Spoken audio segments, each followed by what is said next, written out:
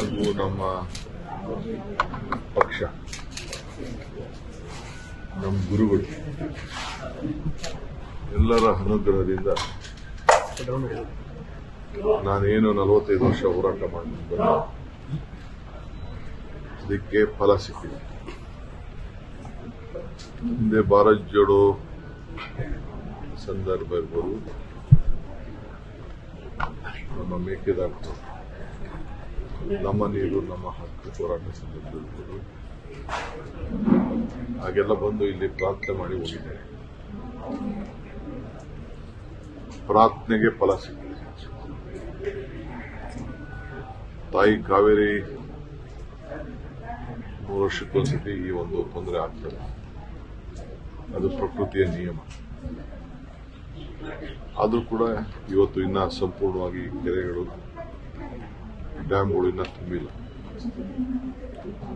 ತಮಿಳುನಾಡಿಗೆ ನೀರು ಬಿಡಬೇಕಾದ್ದು ಮತ್ತು ಕಾನೂನನ್ನು ಪಾಲನೆ ಮಾಡಬೇಕಾದ್ದು 2 ದೊಡ್ಡ ಸವಾಲಿದೆ. ಜೊತೆಗೆ ನಮ್ಮ ರೈತರನ್ನು ಕೂಡ ಬದುಕಿಸಬೇಕಾದ್ದು ಒಂದು ದೊಡ್ಡ ಸವಾಲು. ಖಂಡಿತ ರೈತರ ಹಿತ ಕಾಪಾಡ್ತೀನಿ, ನನ್ನ ಕರ್ತವ್ಯ ಕೂಡ.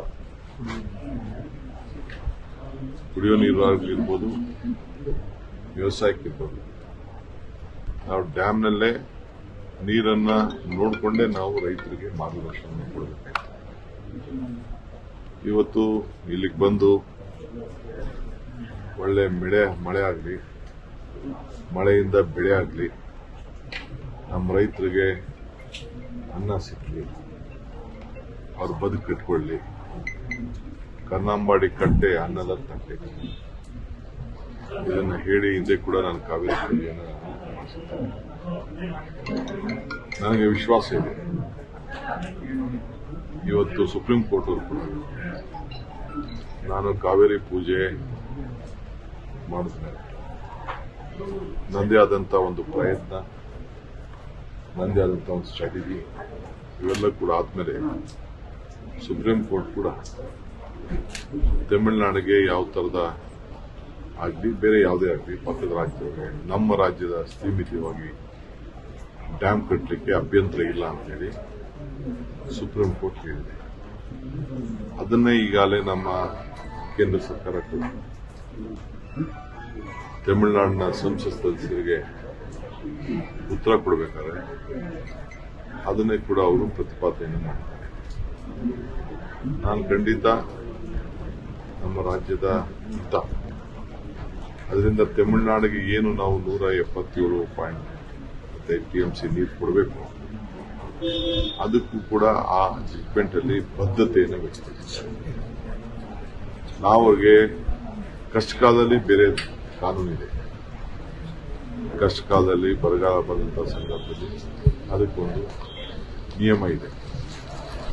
ಈಗಾಗಲೇ ವಾಟರ್ ಮ್ಯಾನೇಜ್ಮೆಂಟ್ ಅಥಾರಿಟಿ ಏನಿದೆ, ಅವರು ಕೂಡ ನಮಗೆ ಕೆಲವು ಮಾರ್ಗದರ್ಶನ ಕೊಟ್ಟಿದ್ದಾರೆ. ನಾವು ಹೆಚ್ಚು ಕಮ್ಮಿ ಆಯಿತು ಅಂದ್ರೆ ನಾವು ಅನ್ನೆಸೆಸರಿ ನಮ್ಮ ಡ್ಯಾಮ್ ಕೀನ ಬೇರೆಯವರಿಗೆ ಕೊಡಬೇಕಾದಂಥ ಒಂದು ಪರಿಸ್ಥಿತಿ, ಕೇಂದ್ರ ಸರ್ಕಾರ ಕೊಡಬೇಕಾದಂಥ ಒಂದು ಪರಿಸ್ಥಿತಿ ಬರ್ತದೆ. ಅದಾಗಬಾರ್ದು. ನಾವೇ ನಮ್ಮ ರೈತರನ್ನು ಬದುಕಿಸಬೇಕು, ಕಾನೂನು ಕಾಪಾಡಬೇಕು. ಇದು ಬಹಳ ಮುಖ್ಯ. ಈ ಎಲ್ಲ ಕಷ್ಟ ತಪ್ಪಿಸ್ಬೇಕಾದ್ರೆ ವರ್ಣನ ಕೃಪೆ, ನಿಮ್ಮ ನಮ್ಮೆಲ್ಲರೂ ಪ್ರಾರ್ಥನೆ, ಈ ಎಲ್ಲ ಜನತೆಯ ಪ್ರಾರ್ಥನೆ, ಯಾರ್ಯಾರು ಈ ರಾಜ್ಯದಲ್ಲಿ ನಾವೆಲ್ಲ ಇದ್ದೀವಿ ನಾವೆಲ್ಲ ವರ್ಣನ ಕೇಳಬೇಕು. ಪ್ರೈಮ್ ಮಿನಿಸ್ಟರ್ ಕೂಡ ಮುನ್ನೆಚ್ಚರಿಕೆ ಗಂಟೆ ನಮಗೆ ಒಂದು ತಿಂಗಳಲ್ಲೇ ಕೊಟ್ಟಿದ್ದಾರೆ. ಅದು ಕೂಡ ನಾವು ಗಮನದಲ್ಲಿ ಇಟ್ಕೊಳ್ಬೇಕು. ಅವರಿಗೆ ಆದಂತ ಮಾಹಿತಿ ಮೇಲೆ ಅವರು ಕೂಡ ಕೊಟ್ಟಿದ್ದಾರೆ. ಸೊ ಈಗಾಗಲೇ ಕೃಷ್ಣ ತುಂಬಿದೆ, ತುಂಗಭದ್ರಾ ಇನ್ನ ಅದಕ್ಕೆ ನೀರು ಬರಬೇಕಾದಂತ ಅವಶ್ಯಕತೆ ಇದೆ. ಕೃಷ್ಣ ಕಾವೇರಿಯಲ್ಲಿ ಇನ್ನ ನಮ್ಮ KRS ಮತ್ತು ಹೇಮಾವತಿ ತಂದಿದೆ. ಆ ದೃಷ್ಟಿಯಿಂದ ಇವತ್ತು ಬಂದು ನಾನು ಇಲ್ಲಿ ಒಂದು ಪ್ರಾರ್ಥನೆ ಮಾಡಬೇಕಾದ್ದು ನನ್ನ ಧರ್ಮ. ಇಲ್ಲಿ ಡೆಪ್ಟಿ ಕಮಿಷನರ್ಗೆ ಮತ್ತು ನಮ್ಮ ಮಂತ್ರಿಗೆ ಇನ್ನೊಂದು ವಿಶೇಷವಾದಂತಹ ಪೂಜೆ ಅವಶ್ಯಕತೆ ಇದೆ. ಇದಲ್ಲದೆ ಕಿಗ್ಗಾಲಿ, ಶೃಂಗೇರಿ ಮಳೆಗೋಸ್ಕರ ಇರುವಂತಹ ಒಂದು ಐತಿಹಾಸಿಕವಾದಂತಹ ದೇವಸ್ಥಾನ ಇದೆ.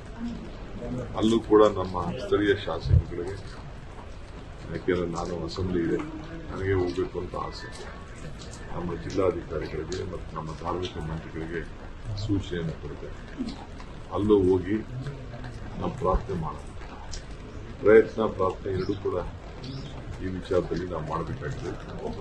ಈ ನಿಟ್ಟಿನಲ್ಲಿ ನಾನು ಇಲ್ಲಿಗೆ ಬಂದಿದ್ದೇನೆ.